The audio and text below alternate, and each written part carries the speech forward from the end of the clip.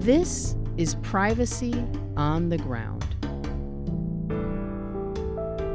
where privacy meets real life.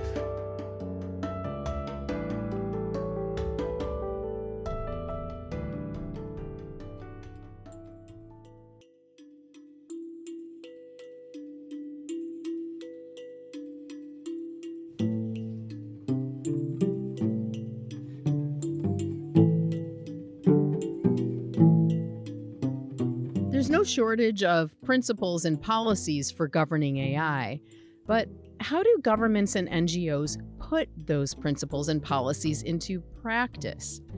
It's that practical side of AI governance that has been a key focus of our work at World Privacy Forum for more than 2 years now.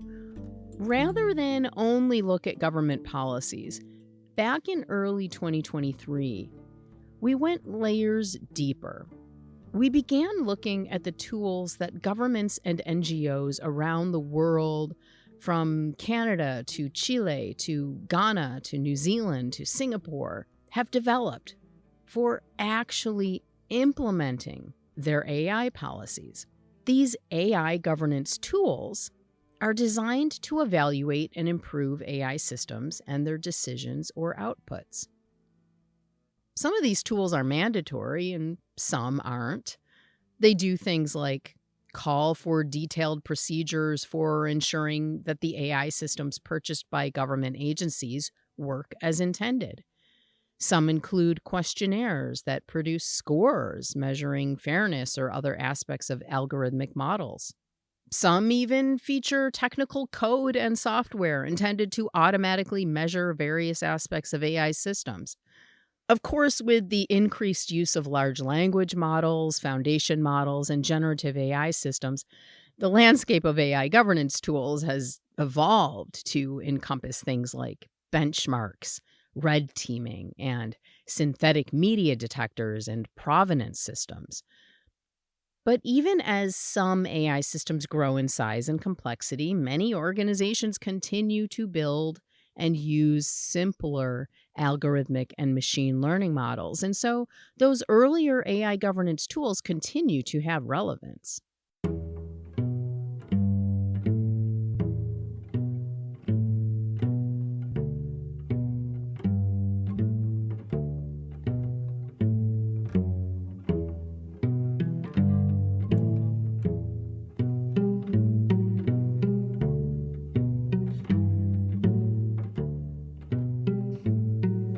I'm Kate Kay, Deputy Director of World Privacy Forum. As someone who spent many years as a journalist covering data use in complex technical systems, I saw the distinctions between what the makers of a technical tool say it does in theory and what it actually does in practice, in the real world. I saw tools used to govern data privacy that didn't necessarily protect people's privacy, or tools touted as quick fix remedies for discriminatory AI models and other governance tools that, upon closer inspection, didn't do what was promised. So, when governments and NGOs began to establish more and more AI governance tools, I realized they might benefit from the same sort of analysis. I chatted recently with WPF's founder and executive director, Pam Dixon, about how our work on AI governance tools got its start and how it led to our 2023 report, Risky Analysis Assessing and Improving AI Governance Tools. At the beginning of our investigation into AI governance tools, no one was talking about these except in the wonkiest rooms available, for example, at the OECD in Paris. So at the OECD, there was a large conversation about a toolkit, and there were all these tools in the toolkit. And we got very curious about these tools. And we were like, I I wonder if there's a systematic kind of analysis of these. Unfortunately, I'm a complete geek, so I first think of, okay, where's the analysis of all this stuff? And there really wasn't anything. It was just this box of mystery tools. without documentation, really, except for like one or two tools. For example, some tools in Singapore had really good documentation, especially in comparison with their peer tools. But at any rate, the bottom line was is we got curious and we started looking at these AI governance tools. Now, as we looked at them, we spent a year doing this research for all intents and purposes, and it was not you know a small project. It was a heavy lift, and it was a lot of hours. And the as we began to look at the tools, we talked with a lot of folks, including folks at NIST, and we arrived at a definition that would speak to the the norms that were evolving at that time, which by the way are still there. So we came up with a definition of AI governance tools, and we said they are socio-technical tools for mapping, measuring, or managing AI systems and their risks in a manner that operationalizes or implements trustworthy AI. So the key word here is really operationalize, implement, and then of course trustworthy. The thing is, AI governance tools are not always built well or implemented properly or used in appropriate contexts. And when Pam and I began digging into these tools, we discovered that some of them actually introduced new problems. For instance, if they were applied in inappropriate contexts or for off label purposes. We found there were risks when it came to how some AI governance tools measured or scored fairness and how they addressed explainability of AI systems. So it became clear to us that it wasn't just the AI systems that needed assessment, but the tools governing them and the measurement methods and metrics embedded inside those tools that also needed quality assessments. Here's Pam.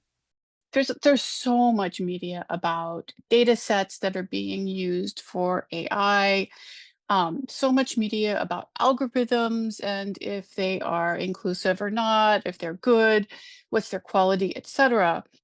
But what tends to happen is when you bake a cake and you serve it on a platter, you've got to look at how that cake tastes and how it digests and everything. And that's what AI governance tools kind of are.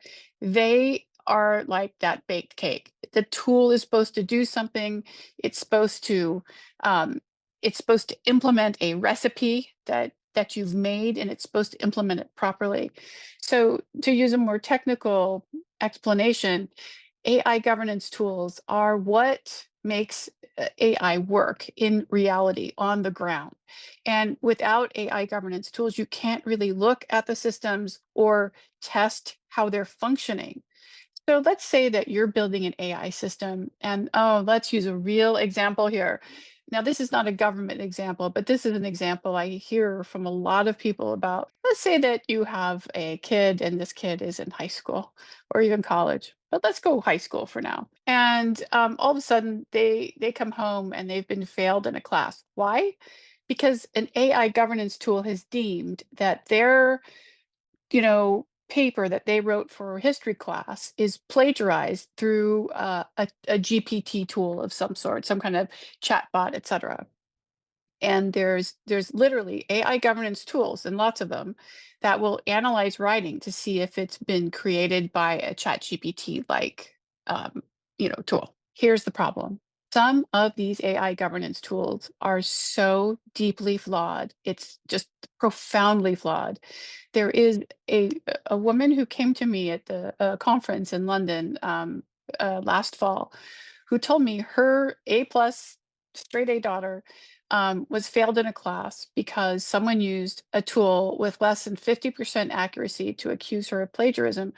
Her daughter was completely crushed, and she literally had to go back into her Word documents and her history of revisions to prove to the teacher and then to the principal that she had not done that. And the mother was absolutely shaken. Now, this is one example. It's a terrible example and it's happening a lot. But imagine now that you're running a large business with more than 50 employees, or maybe even with more than 10,000 employees. You've got an AI tool that is producing analysis of how fair your algorithms are, or you have a tool that's looking at all of your privacy practices to figure out if they're working properly.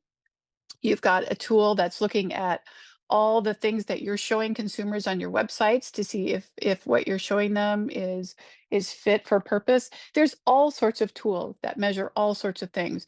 There's hiring tools, there's firing tools, there's productivity tools. I mean, if you can think of something that is in your life, it can often be automated with some form of AI, but you have to test that AI to make sure it's doing what it's intended to do.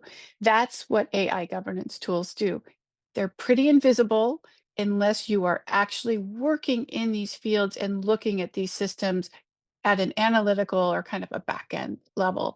So even though these tools are not very sexy because they're not like in the news, they're really important. And what I've often said is that, hey, give me a really great AI governance tool, and I'm not going to be worried as much about certain aspects that might go wrong because I know that the tool is going to work and it's going to show up, the problems. Let's say you're living in a place and you have the most perfect privacy law on the planet and you have the most perfect AI law on the planet, but you have an AI system that's been built and there's not a good AI governance tool. I have to tell you, those laws won't be implemented properly, and they're really it kind of circumvents all those efforts. But if you have good law, if you have a good tool, then you're going to see the implementation of all of these ideas in the way that actually works. So AI governance tools, in order to look at them, you really have to look at how they're functioning in reality, in applications, how real people are using them, and that's what we like to do, so that the things that we're talking about are based in reality and based in fact and are meaningful.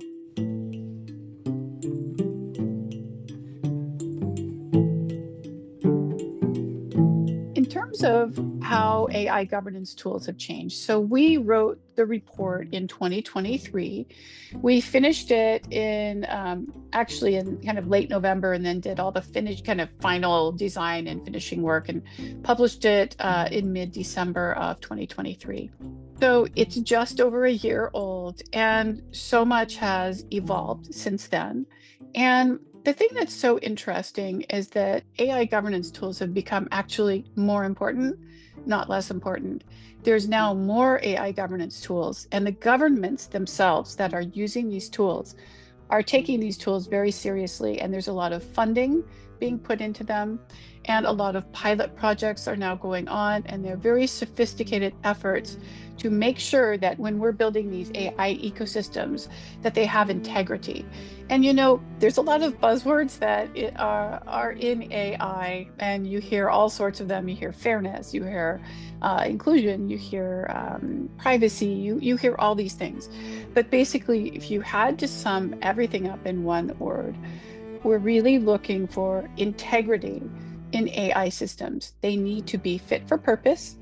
If they're supposed to test and create good privacy, they need to do that. If they're supposed to make sure that people are being hired according to skills that match a job, then they need to do that. And they need to do it efficiently, effectively. And you've got to have margins that are either at 100% or very close to that. So this is how the tools are beginning to evolve. If I had to say the tool that I'm watching the most, it's actually a tool in Singapore.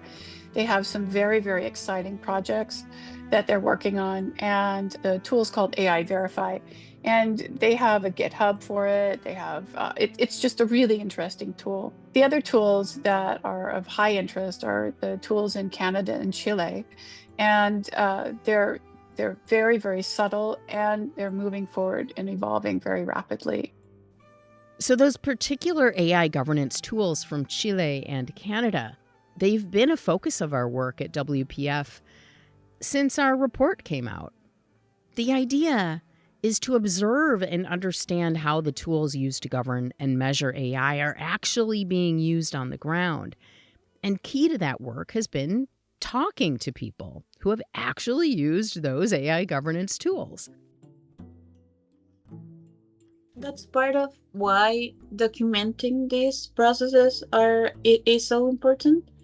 Suceso is documenting this process for internal use for the team and other teams that come after them, but they are also documenting it for the people that are affected. All this information will be available once the model is done developing in their official government pages. So everyone should be able to see this information. When you're making a decision about a person's life or health in this case, it has to be public information. And I changed my opinion. I mean, I'm honest with you, okay? I changed my opinion because 1 year ago, I said, no, I don't like these terms. I have to add 2 months, 3 months in my project. It's a problem for me, okay? In a view of a boss of a project unit, okay? For that reason, it's necessary to be mandatory, because it depends only for the boss of a unit project, they will be prefer don't use it. But the fact that someone who wants a project being approved and has a mandate for efficiency purposes or whatever, financial incentives, could be contracts with third parties, to have a project approved, and they're the ones giving themselves a score for how they think that project's going to impact, knowing if they give it a high score, that project will be delayed or that project will face additional governance measures. It has this feeling of like a giving yourself participation marks in school kind of feel, where it doesn't seem very meaningful. And yeah, the employees that work with people directly knew more about how data behaves than that data scientist in the project. So I think it's important to listen to what they have to say about how these variables behave and affect people. So that's just a little bit of what you'll hear from people in Chile and Canada who are featured in our forthcoming Privacy on the Ground series, discussing how they've used specific AI governance tools designed by their governments for assessing AI systems as part of the AI purchasing process and for gauging the impacts of algorithmic systems. Here's Pam Dixon again. As we do this work, as we look at these tools and see how they're operating in the real world, we're finally starting to learn what are the best practices, what are the standards that we need to be thinking about and talking about, because right now these don't exist. So in the report, the risky analysis report, we actually proposed some items that really needed to be attended to in standards. For example, all of these tools need really good documentation, and other things like that. Really simple things, but things that aren't quite there yet. So we're actually starting to see these things happen. So it's very exciting. And I think what I would say the other evolution is that, and it's really fun as you know, as someone who spent so long on this report with Kate, we're actually seeing now governments quoting our work and referring back to our work in the report. So that's a really nice thing, and we're going to give them a lot more to quote, and we're going to do a lot more work on this. But it's been a really great journey, and it was a good spot to pick, and I'm glad we did.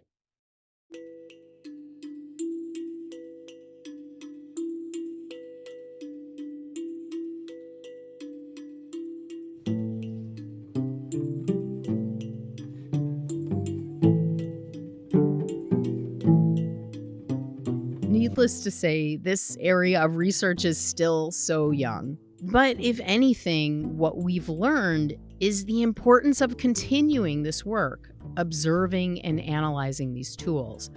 By learning how the tools are actually used, how they've evolved, and where there's room for improvement.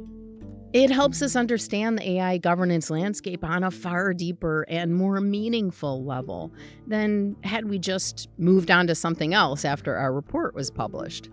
So that's it for now. Look out for deep dives into Chile's and Canada's AI governance tools in our forthcoming AI Governance on the Ground series. To make sure you don't miss any of it, add or subscribe to the Privacy on the Ground podcast in your podcast platform of choice. And if you'd like to learn more about World Privacy Forum and our work in data privacy in relation to complex technical systems in healthcare, biometrics and identity, AI, and more, please visit worldprivacyforum.org. My name is Kate Kay. Thanks so much for listening.